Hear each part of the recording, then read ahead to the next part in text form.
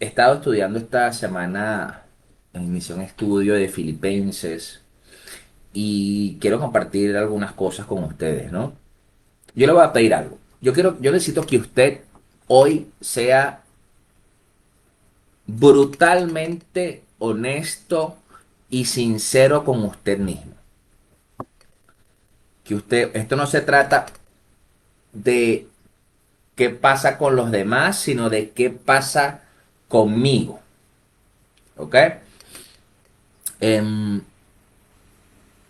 ¿Y en qué quiero que seamos honestos, no?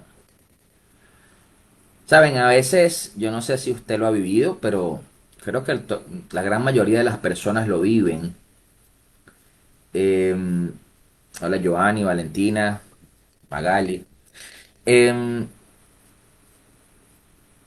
a ustedes no sé si a ustedes les ha pasado que alguna vez usted entra en su red social, la que sea de su preferencia, bien sea el Instagram o TikTok o Facebook o lo que sea, eh, y ve lo que está haciendo otra persona, llámese otra persona, sea un amigo, un familiar, unos vecinos, otra empresa, otra iglesia, otra congregación, mejor dicho, y ha sentido esa punzada como que se transforma como en una especie de admiración, pero que tiene un límite o puede rayar hasta envidia. Y puede verse en la publicación, y entonces te llega el pensamiento, pero tiene tantos likes, pero mira el evento que tiene, o mira el viaje que hizo, o mira la familia que tiene, o mira lo flaca que está, lo que sea, ¿no? Por eso le digo que necesito que usted sea brutalmente sincero con usted mismo. Porque a veces se trata de disfrazar ese pensamiento de espiritualidad, ¿no? Y la realidad es que radica más en nuestro corazón. Puede ser también que nos pase en el trabajo, que quizás pensabas que un reconocimiento que le dieron a algún compañero de trabajo, tú te lo merecías y no lo recibiste. Pero la realidad es que esto se convierte en una lucha intensa o en una especie de competencia silenciosa. Y le soy franco, eso se convierte en una batalla súper, hiper, mega agotadora. Pero que por lo general no se tiende a hablar. O sea, es decir, de los años que yo tengo de pastorado, han sido contadas las consejerías que yo he tenido con distintas personas, pero contadas las consejerías que te dicen, lo que pasa es que me da envidia tal situación, lo que pasa es que me molesta que aquella persona esté mejor que yo o mejor que yo según la perspectiva, ¿no? De la persona, porque a veces son perspectivas. Es un tema que por lo general no se habla, porque tiende a exponer lo que piensas. No sé, vamos a traer pensamientos que quizás puedan llegar a la mente de las personas. No sé, quizás una mujer puede pensar, ver a otra mujer que tiene una familia feliz, un buen esposo, unos buenos hijos, o una esposa normal, porque el bueno lo sabe la esposa, ¿verdad?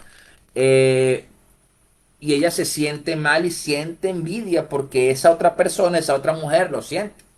Tiene todo eso y ella no, teniendo igual su matrimonio quizás. Vamos a verlo desde el punto de vista del hombre. Quizás el hombre ve que la esposa de aquel, la mujer tiene un cuerpo como él le gusta, es una mujer virtuosa como dice la palabra, entonces ve a su esposa, entonces se queja y dice, no, pero es que mi esposa debería ser como aquella, ¿no? Como que si no lo hubiera escogido él, ¿no? Porque como si fuera que se la impusieron y no fue que él la escogió. Entonces, Esas cosas por lo general no se dicen, no se hablan, incluso entre amigos, y no estoy ni siquiera hablando entre cristianos, estoy diciendo entre amigos porque es muy raro que usted esté con sus amigos o amigas y hable y les diga, no, sí, lo que pasa es que tu esposo es más apuesto que el mío, o yo soy más flaca que tú y entonces yo estoy más chévere, no sé, ¿me entiendes? Pero son cosas que tienden a pensarse y que se convierten en una batalla interna en la vida de la persona. Entonces, ¿a qué voy con esto? Es más, eso estudiando esto me llevó a pensar mucho cuando yo estaba niño.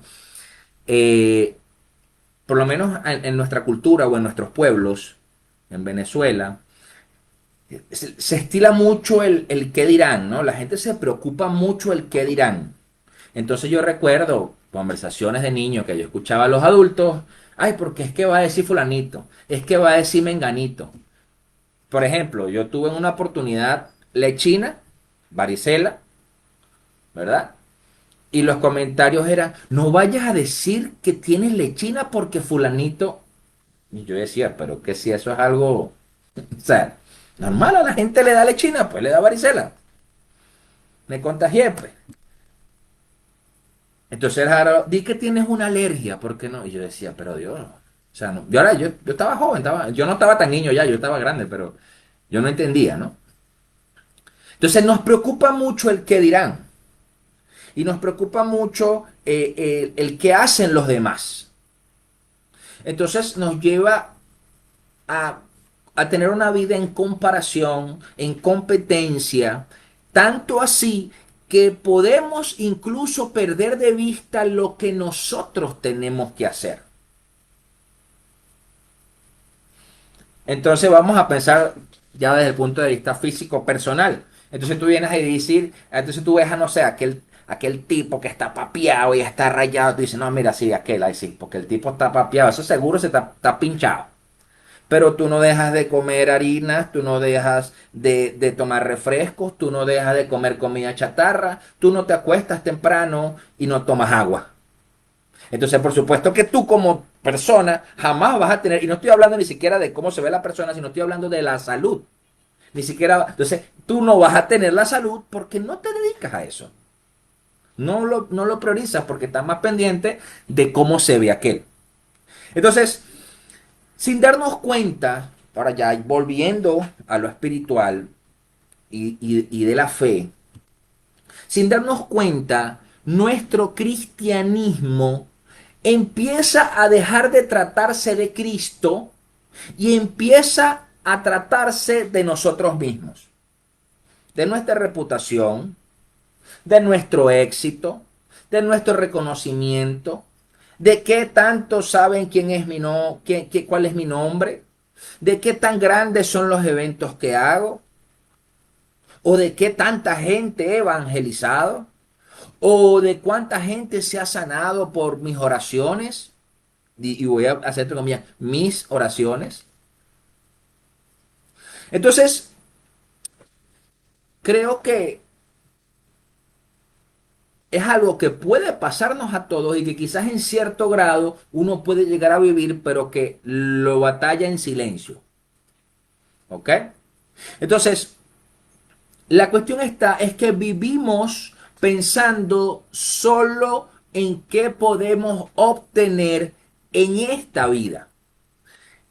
¿Qué es lo importante en esta vida?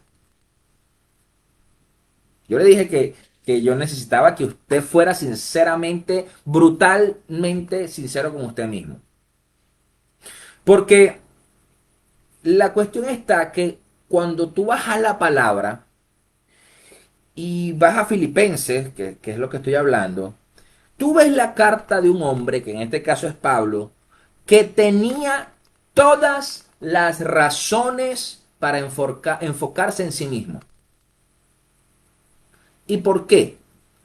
Porque cuando usted lee Filipenses desde el capítulo 1, usted se da cuenta que el apóstol Pablo no estaba en un resort. Él no estaba en un resort. Él estaba preso. Entonces, Además de que estaba preso, vamos a leerlo aquí para no parafrasearlo. Le voy a leer estamos en Filipenses 1 para los que toman nota o están conmigo leyendo.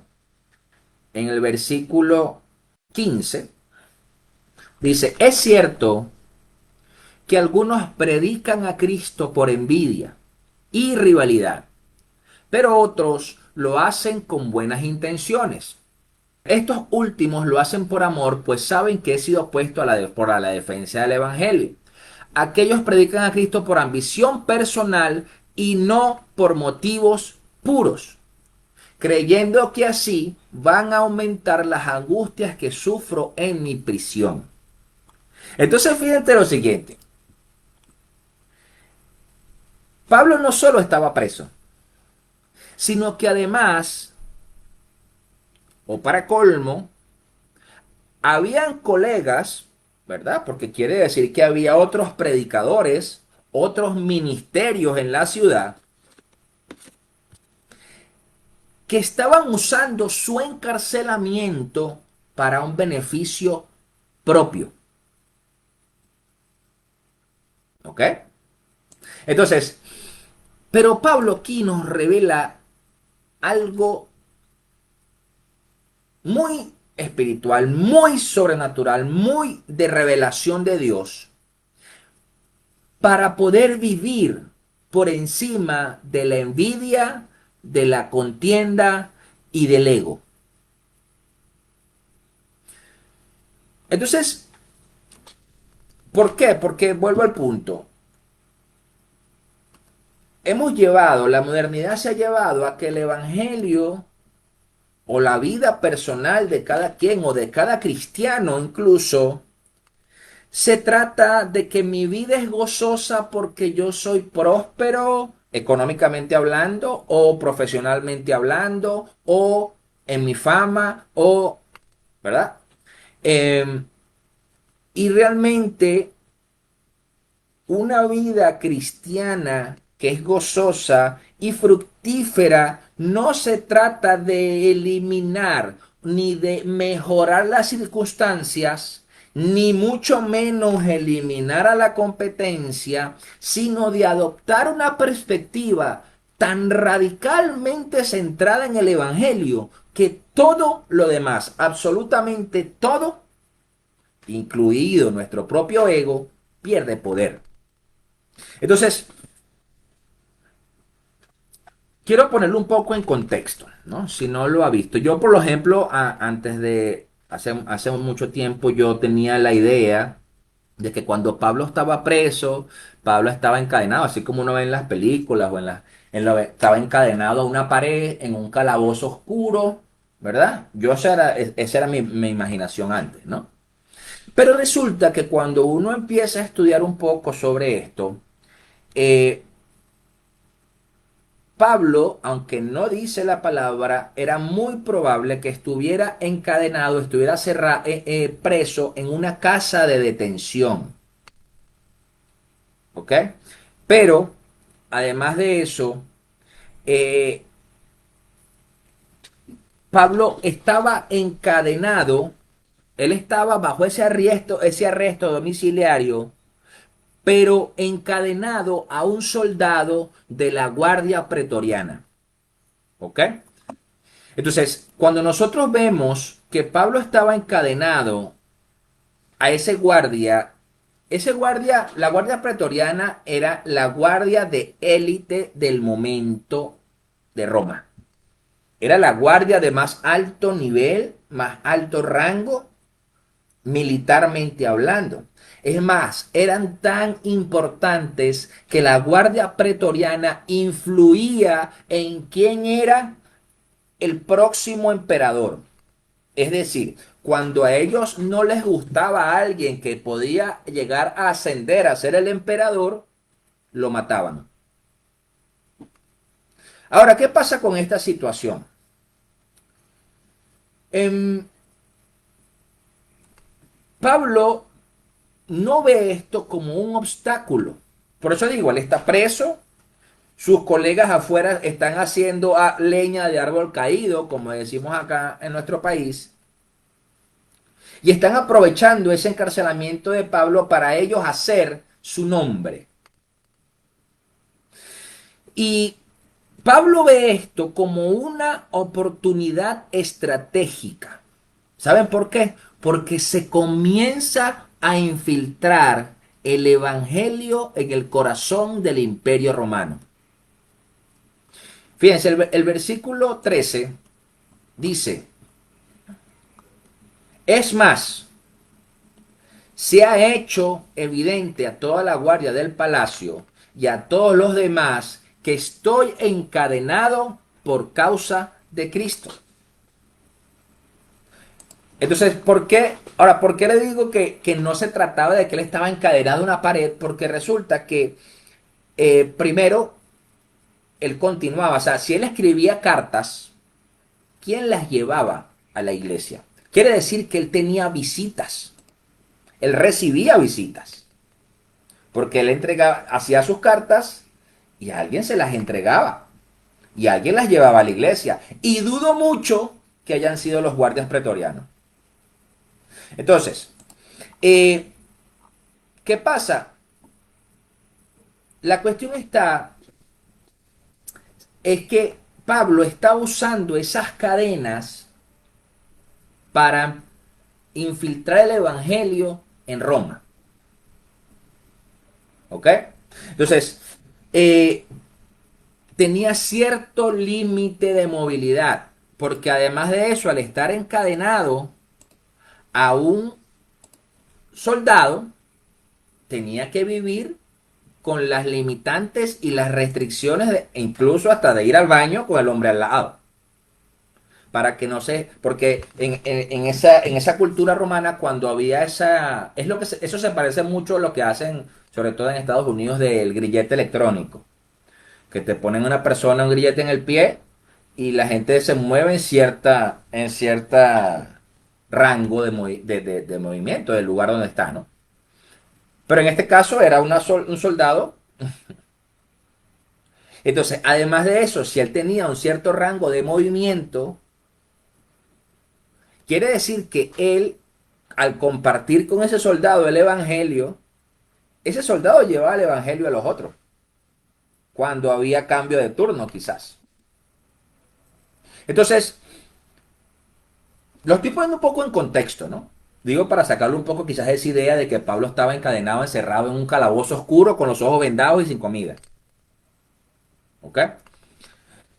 Entonces, esta iglesia de Filipos, que era una iglesia muy especial para Pablo, realmente velaba por él y lo cuidaba. Entonces, en esta situación que estamos hablando de Filipenses, en el versículo 15 al 17, que ya leímos,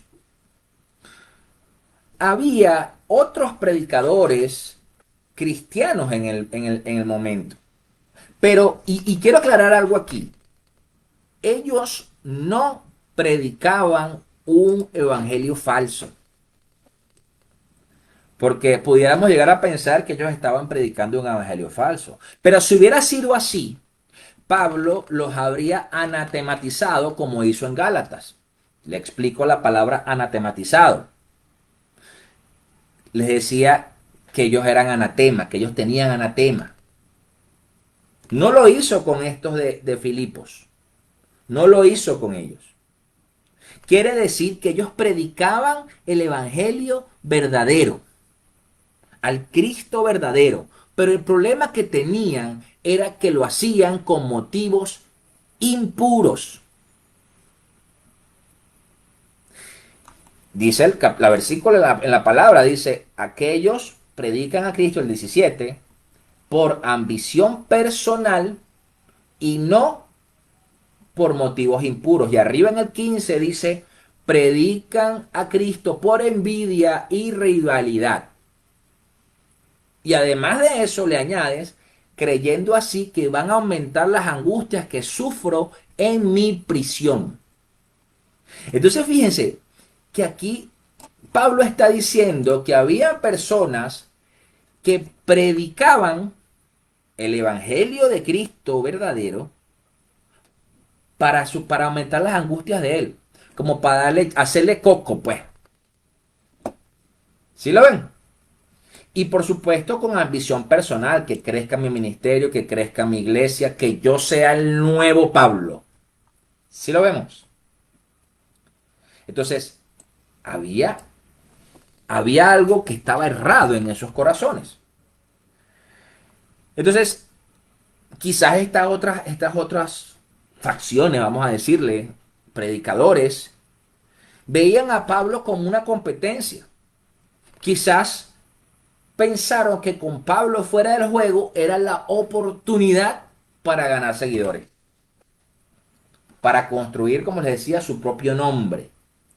La cuestión es que se convirtió esa situación en una política eclesiástica en la forma más tóxica que podía existir en ese entonces. Quiere decir que había hombres de Dios que predicaban el Evangelio, el Cristo verdadero, con corazones impuros, porque predicaban por envidia y rivalidad o contienda, como dice la Reina Valera, buscando ambiciones personales y que además de eso se hacían la vista gorda de que Pablo estaba preso. O sea, yo quiero que usted me preste mucha atención con esto porque lo que le estoy hablando hoy es muy profundo teológicamente hablando, ¿no? Entonces, y aquí voy con esto. Y es lo que le dio título a esta prédica hoy. Yo a esta prédica la titulé ¿Qué importa? Vivir es Cristo. Porque vemos aquí una respuesta de Pablo que quizás no se esperaba la gente. ¿Ok? Dice Pablo en el versículo 18, ¿qué importa? Al fin y al cabo, y sea como sea, con motivos falsos o con sinceridad, se predica a Cristo. Por eso me alegro, es más, seguiré alegrándome, dice, porque sé que gracias a las oraciones de ustedes y a la ayuda que me da el Espíritu de Jesucristo, todo esto resultará en mi liberación.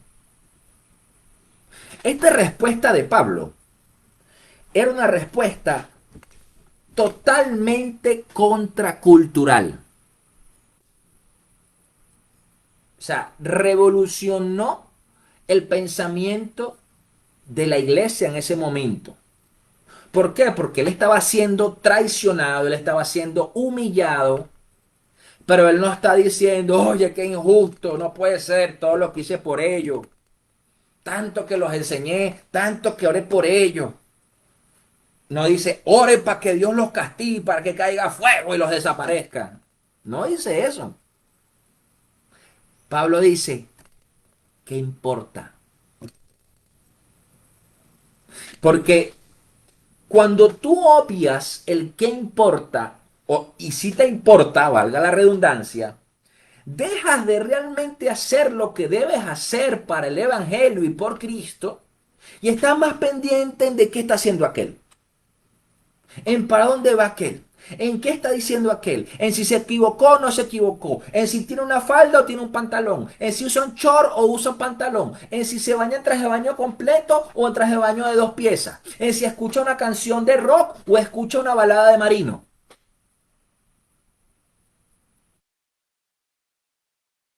en si es pentecostal o es bautista, en si habla lenguas o tiene don profético. Y te olvidas realmente de a qué Señor me estás llamando tú a mí a hacer. Por eso le digo, esta frase de qué importa en lo personal, a mí, como dice mi pastor, me explotó la cotufa, pues. ¿Por qué? Porque entonces ese tema de cómo uno tiene ese sentido de justicia, de querer defender lo que no tienes que defender, porque resulta que lo que tu trabajo es llevar la palabra. Entonces, en una cultura de honor y vergüenza como era donde estaba Pablo y que todavía existe, pero no de la misma manera, Pablo sometió su honor personal, su reputación e incluso sus sentimientos a un bien superior. ¿Y por qué menciono incluso sus sentimientos? Porque hoy vivimos en una época donde lo que se predica es que Dios quiere que tú seas feliz. Ya lo he dicho en el pasado. Y sí, Dios quiere que seas feliz. Pero también la Biblia enseña que por su nombre sufriremos persecuciones y vicisitudes. Entonces, no, entonces Cristo quiere que sea feliz. Entonces quiere decir que si me está pasando algo mal es porque me atacó el diablo o es porque Dios no está conmigo. Pero espérate un momento. Entonces, se trata de someter nuestro honor personal, nuestra reputación, nuestros anhelos personales y nuestros sentimientos a un bien superior que es el Evangelio de Cristo. Fíjense que dice, se predica Cristo, por eso me alegro, es más, seguiré alegrándome. El versículo 18. O sea, la alegría de Pablo no dependía de quién recibía el crédito, sino de que el nombre de Cristo fuera exaltado. Entonces, la cuestión está, ¿y por qué les digo que esto se trata de un tema teológico profundo? Porque esto nos lleva a principios bíblicos. Primero entendiendo que el Evangelio y Cristo es el eje y debe ser el eje central de nuestra vida. Sea lo que sea que estemos haciendo, bien sea como ministros, bien sea como profesionales, bien sea como padres o esposos, bien sea como amigos, bien sea como hombres o mujeres. Entonces, como primer principio podemos encontrar que el ego es destronado por la pasión por Cristo. O sea, la raíz de la envidia y la contienda es un ego entronizado en tu corazón. Entonces, cuando mi yo está en el centro, cualquier otra persona que brille a mi alrededor se convierte en una amenaza para mi luz. Entonces, cualquier otro éxito ajeno se convierte en una afrenta a mi valor, a cuánto yo valgo. Entonces, porque dentro de mi pensamiento o el ego que hay en mi corazón, quiere decir que si aquel lo valoran, entonces a mí me están menospreciando y a mí me están desechando. Y Pablo nos está mostrando aquí una vida donde el ego fue destronado a la fuerza.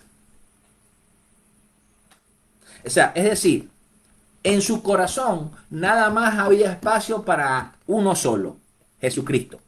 No era Pablo y Jesucristo, no, era solo Jesucristo.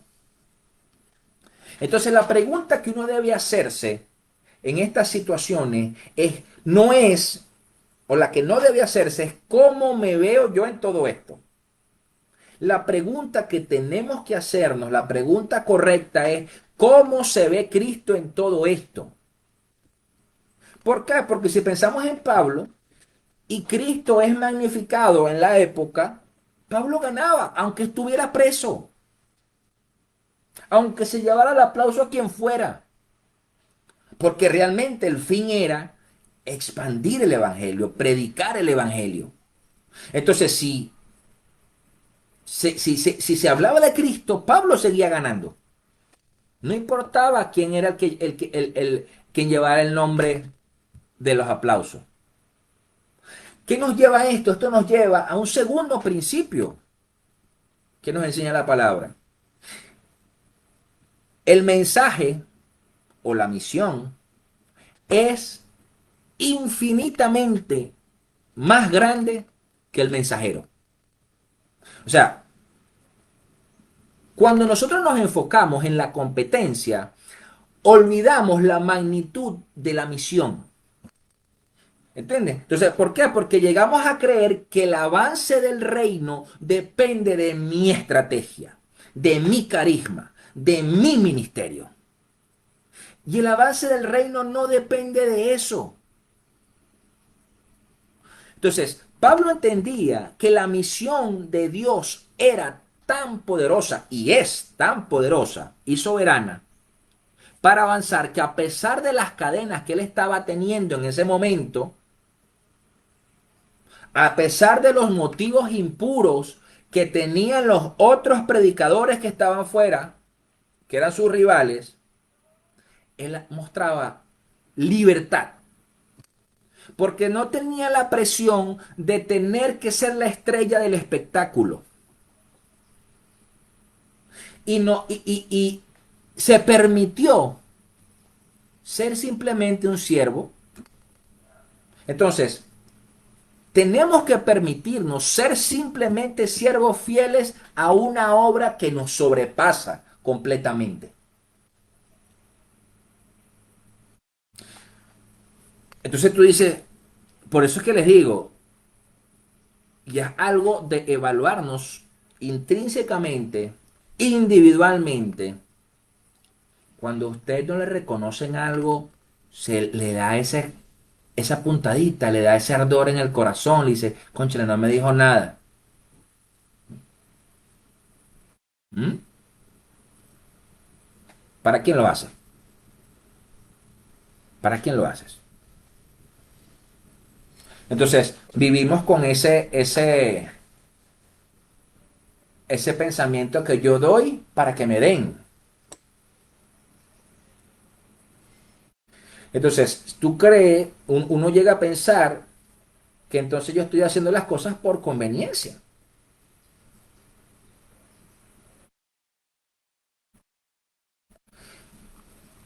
Esto nos lleva a otro principio, que es la redefinición del propósito de nuestra vida.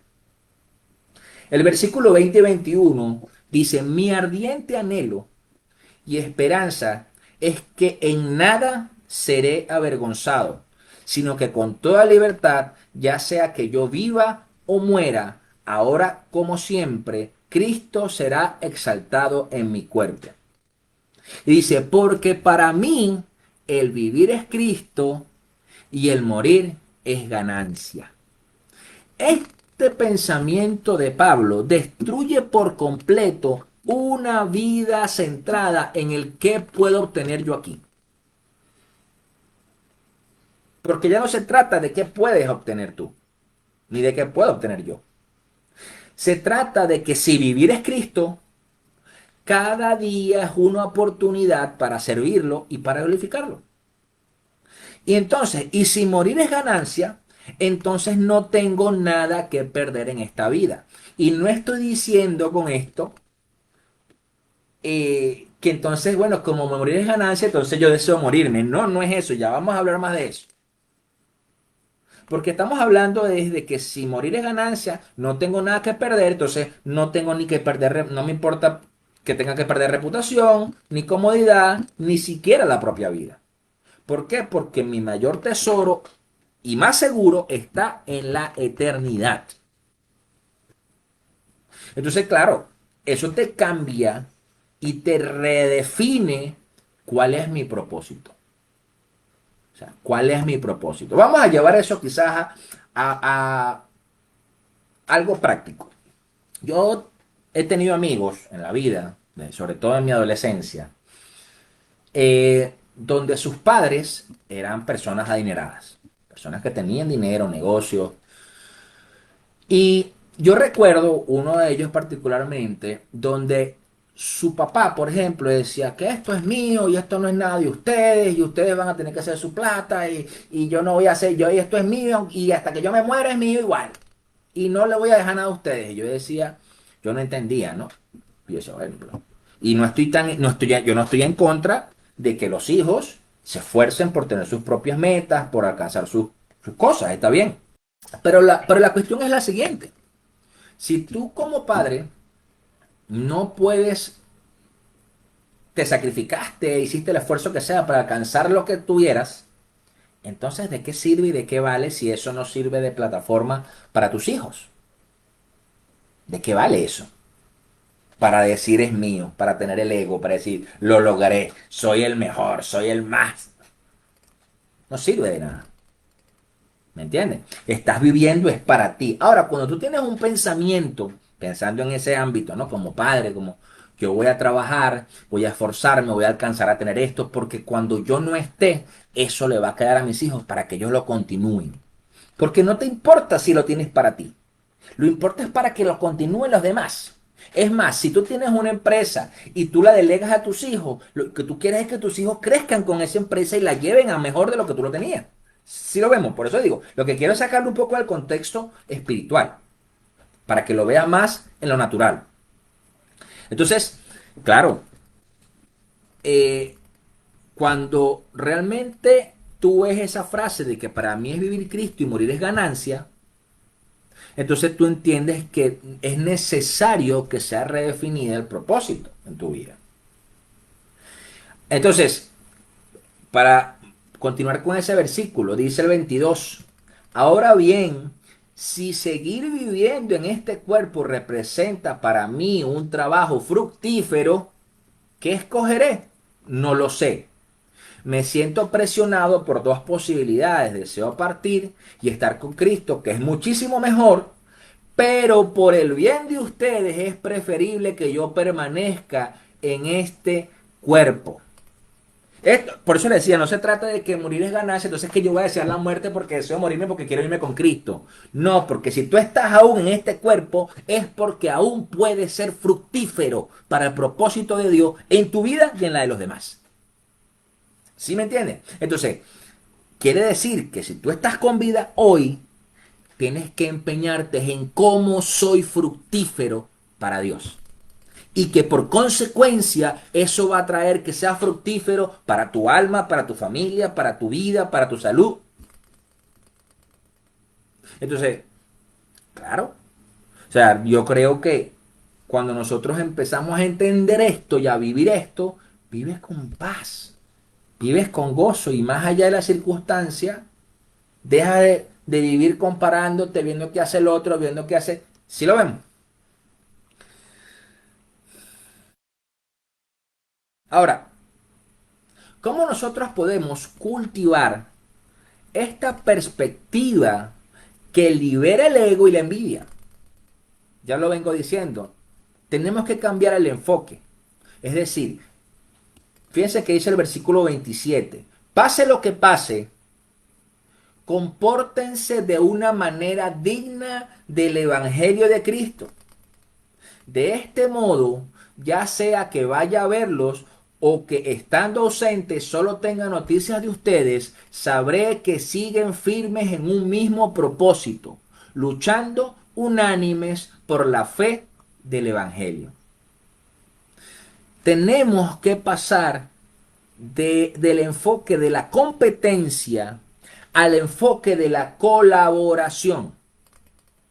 Pablo no le dice a ellos, predique, preocúpese por los predicadores de Roma. O sea, pendiente que están hablando, pendiente que dicen, que no vayan a desvirtuar lo que yo enseñé. Él no está diciendo eso. Él les dijo, compórtense de una manera digna del Evangelio. Y dice además, al final de ese versículo, dice, luchando unánimes por la fe del Evangelio. Necesitamos dejar de mirar de reojo al otro. Yo no me imagino, o sea, yo voy a llevarlo a lo práctico. Yo no me imagino un corredor de 100 metros planos, ¿verdad? Enfocado en mirar al carril de al lado, en ver a dónde va el otro. El corredor de 100 metros planos va mirando estrictamente la meta, enfocado. Entonces, la pregunta es, ¿cuál es tu llamado? ¿Qué te pidió Dios que hagas tú? para defender y proclamar el evangelio en tu familia, en tu trabajo, en la iglesia. Entonces, el antídoto para la envidia y para el ego es ocuparte en tu propia obediencia.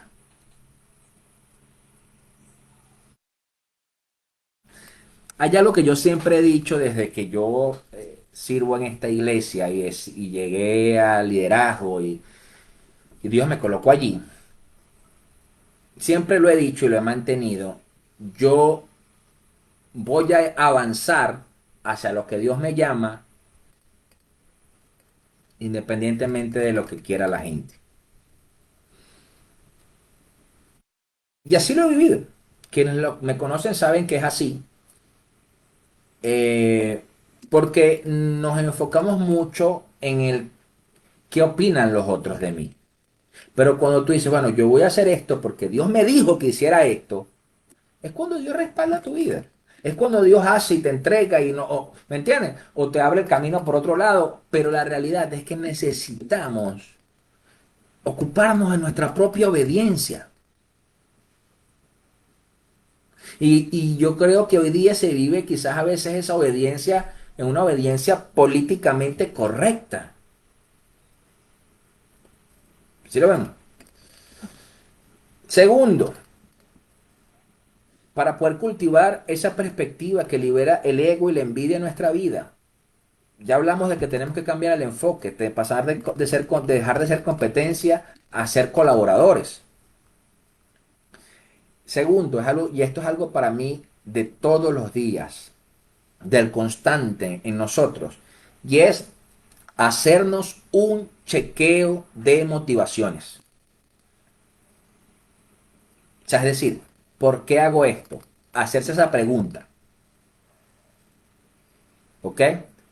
Es decir, vamos a ponerle a eso un nombre. Vamos a poner el nombre la prueba del amén. ¿Cómo es esta prueba del amén? Cuando tú te enteras del éxito de otra persona, de un hermano, de otra iglesia, de otra empresa, ¿verdad? De un familiar, de una amiga con su familia, de un amigo con su familia, ¿verdad? ¿Cuál es tu reacción instintiva? ¿Es un amén sincero, gozoso, porque el reino está avanzando? ¿O se convierte en un silencio incómodo? ¿O hasta en una crítica o una excusa? Esa es la prueba del amén, por eso. Es decir, no, mira que aquel hermano le está yendo bien, amén, gloria a Dios, qué bueno. Mira que aquella empresa está creciendo, gloria a Dios, qué bueno. Mira que aquella familia se restauró y entonces, y está bien, amén, gloria a Dios, qué bueno. O empieza la crítica de, bueno, pero se arreglaron, pero si el tipo le había montado cacho como 50 veces. Y empieza la crítica, ¿no? En la cabeza. O, no, lo que pasa es que ellos crecieron porque es que yo les di el... Empieza la excusa. Sí lo vemos. Además de eso, como le digo, se preguntan el por qué y también hay que preguntarse el para quién. Es decir, antes de servir, antes de publicar algo, antes de liderar, haz una pausa y pregúntate para quién estoy haciendo esto. ¿Esto es para que Cristo sea exaltado o es para que mi nombre sea conocido? ¿Busco la aprobación de Dios o los aplausos de los hombres?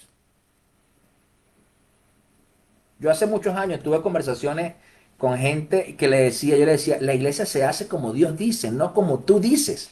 Yo sé que suena antipático, yo sé que suena chocante, feo, grosero, pero es así. La iglesia se hace como Dios dice, no como dice el hombre.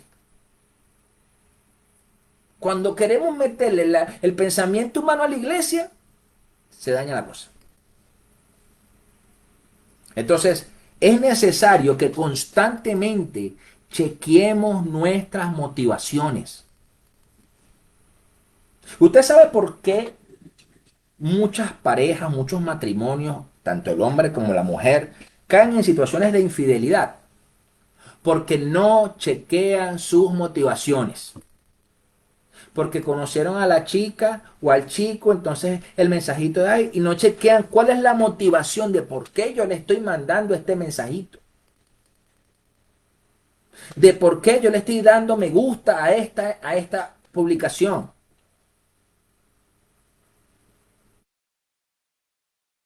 Que no se crea que yo veo publicaciones a veces en las redes sociales, porque a mí me aparecen también, y cuando veo me gusta, es me gusta de gente que yo conozco. Yo digo, ¿qué le dio me gusta? Si está tratándose de este punto, de este tema. ¿Sí lo entendemos? Entonces necesitamos realmente evaluar el para quién estamos haciendo las cosas. Eso nos ayuda a mantenernos libres del ego, libres de la envidia, libres de la competencia.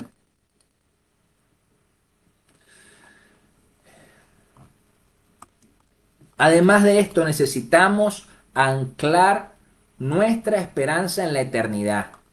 Como hizo Pablo aquí en el versículo 21, cuando dice, porque para mí vivir es Cristo y el morir es ganancia, está anclando su esperanza en lo eterno.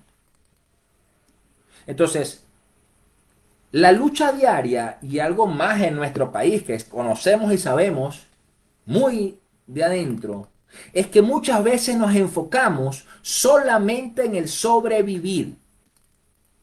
O es decir, en obtener lo nuestro. Yo quiero obtener lo mío y con eso estoy listo. Pero Pablo aquí nos está dando una perspectiva que nos libera, que nos dice, morir es ganancia. Donde las dificultades deberían perder su poder para ahogarnos. Entonces no estamos acumulando tesoros en la tierra. Podemos ser generosos. Podemos servir sin esperar nada a cambio. Podemos arriesgarnos por el Evangelio. Y por eso es que usted ve que yo tengo mis reservas muchas veces con ciertas situaciones que veo dentro de la iglesia de Cristo. Cuando vemos a Pablo que aquí está hablando y diciendo que para mí vivir es Cristo y morir es ganancia.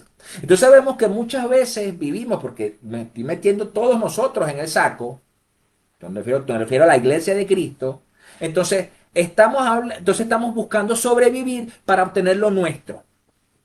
Y el Evangelio, bueno, allá, pero yo tuve lo mío. Pero eso no es lo que quiere Cristo. Eso no es lo que estaba enseñando Pablo. Entonces, yo sirvo sin esperar nada a cambio. Yo doy, aunque no me den las gracias. Yo arriesgo porque yo tengo que realmente mostrar el Evangelio como es. ¿Por qué? Porque nuestra verdadera ganancia no está en esta vida, sino en la vida venidera.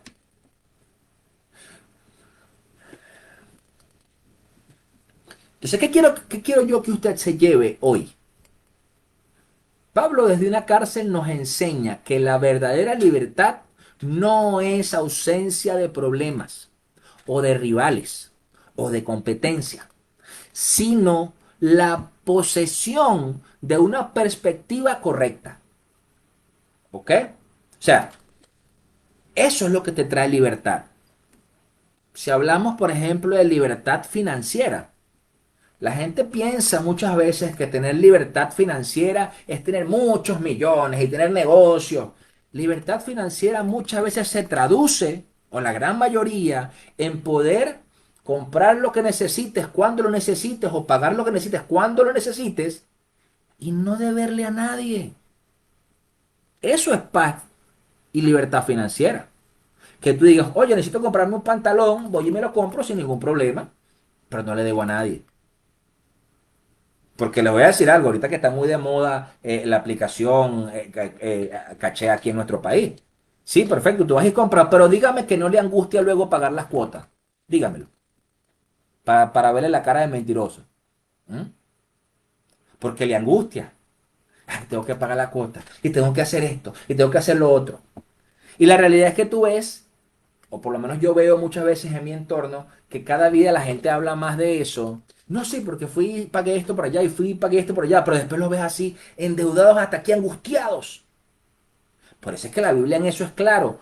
El deudor se hace esclavo de su acreedor. Entonces yo digo, no, yo le digo, no, yo sí la uso y la he usado, pero la uso para cosas puntuales y que sé que yo puedo pagarla la semana siguiente o la otra quincena. Porque si no, estoy haciendo locura. Entonces,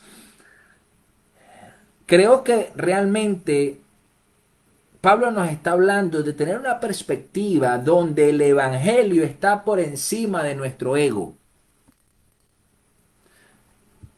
Yo lo que quiero es invitarlos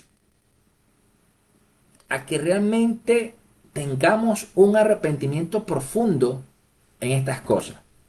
En que si hemos pensado, hemos visto el servicio a Dios como una competencia, nos arrepintamos. Arrepentirnos de la envidia que envenena nuestro corazón. Y por supuesto a que Dios redefina nuestro propósito. ¿Por qué? Porque para mí vivir es Cristo y el morir es ganancia. Solamente con ese pensamiento vamos a poder ser libres para servir con gozo, sin importar las circunstancias y sin importar quién se lleva el crédito. Porque lo ideal es que Cristo sea el que se lleve el crédito. ¿Sí lo vemos? Entonces suelte ese espíritu de competitividad que pueda haber en su mente, en su corazón. Realmente enfóquese en lo que Dios quiere que usted haga. ¿Sabe? Algo que yo pienso que le ha hecho mucho daño a la iglesia, y eso es un pensamiento muy personal, es ese tema cuando uno siempre llega a esa palabra y dice, no, porque tú estás llamado a cosas grandes y tú estás llamado a las naciones. Y yo no estoy diciendo que no, pero a veces menospreciamos el que las cosas grandes también se trata de que tú tengas una familia firme en Cristo, de que tu hijo se sienta amado por sus padres, de que puedas tener la nevera llena de comida y que con eso honres a Dios, de que ayudes al necesitado, a pesar de que quizás no tengas mucho. Eso también es cosas grandes. Tenemos un chip, el chip de la modernidad metido en el cerebro pensando que todo lo macro es las cosas grandes de Dios. Pero yo cada vez que voy a mi Biblia veo a un Cristo que hacía cosas pequeñas. Era un grupo de personas. Oraba por una persona que quizás era el desahuciado. Él no estaba buscando la grandeza humana ni natural. Yo siempre lo digo en mis prédicas. Cristo pudo haberse puesto de acuerdo con Pilato, con Herodes, y tener un ministerio paralelo a lo que ellos hacían. Iba a ser grande igual. ¿Sí me entiende? Cristo no estaba buscando eso. Entonces, muchas veces lo que en nuestro pensamiento y nuestro entendimiento es grandeza, es cosa allá, macro, magna. No es más que ego. No es más que ego en los corazones. Y no estoy diciendo con esto que esté mal anhelar cosas mejores, cosas más grandes. Claro que está chévere. No estoy diciendo que esté mal. Lo que estoy diciendo que ese no es el enfoque. Porque entonces si usted ve Filipenses 1, entonces Pablo fracasó. Porque él estaba preso, porque él ahí no podía huir. Pero verdad que tú y yo estamos hablando 2000 y pico de años después de eso. Entonces, fracasó realmente. Es la pregunta que yo me hago. Entonces, enfoquémonos en realmente en qué es lo que Dios nos está llamando en lo individual, para que en coinonía y como cuerpo podamos alcanzar lo que Dios nos llama a hacer.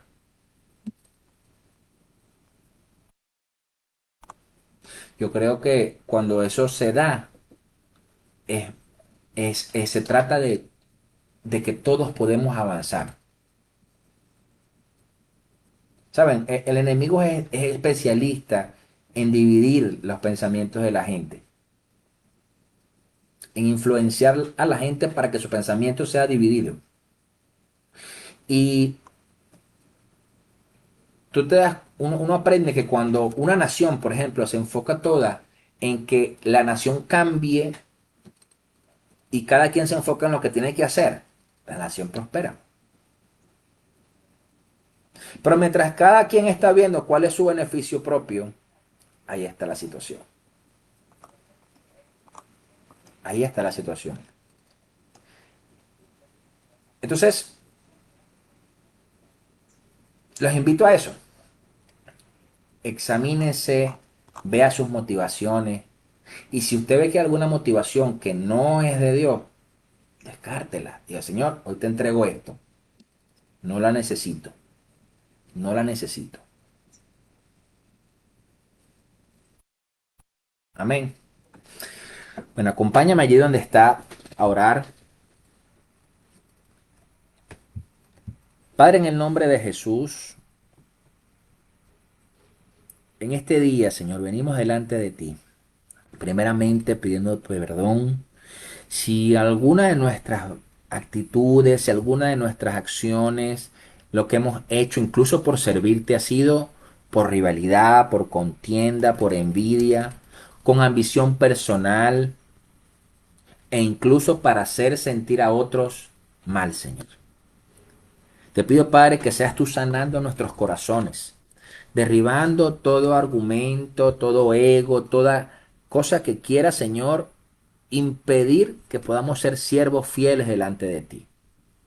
Que en el nombre de Jesús podamos tener el enfoque en lo que tú nos llames a hacer. Que podamos dejar de ser competencia a ser colaboradores.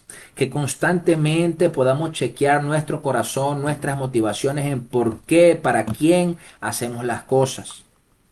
Y que pongamos siempre la mirada y anclemos nuestra esperanza en ti que eres eterno, Señor. Te pido, Rey, que en el nombre de Jesús, Padre Santo, sanes nuestras heridas de la niñez, sanes nuestros egos, Padre Santo, quizás alterados, y que en el nombre poderoso de Jesús podamos tener siempre tu pensamiento y tu amor por la gente, Señor. Ayúdanos, Señor, a solventar las circunstancias propias en nuestra vida. Que en el nombre poderoso de Jesús, Señor, seamos siempre luz en medio de tinieblas. Provee para todos, bendice cada cosa que siembran en tu reino y que en el nombre poderoso de Jesús, Señor, no haya nada que los pueda apartar de ti. Bendice, Padre, esta semana, haz un vallado de ángeles a nuestro alrededor y que en el nombre poderoso de Jesús todo lo que hagamos prospere, así como prospera nuestra alma, Señor. Que todo lugar que pisemos sea tu Espíritu Santo conquistando ese lugar, Señor. Que podamos ver tu mano sobrenatural en cada cosa. Te bendecimos, te damos la gloria y la honra en el poderoso nombre de Jesús. Amén y amén.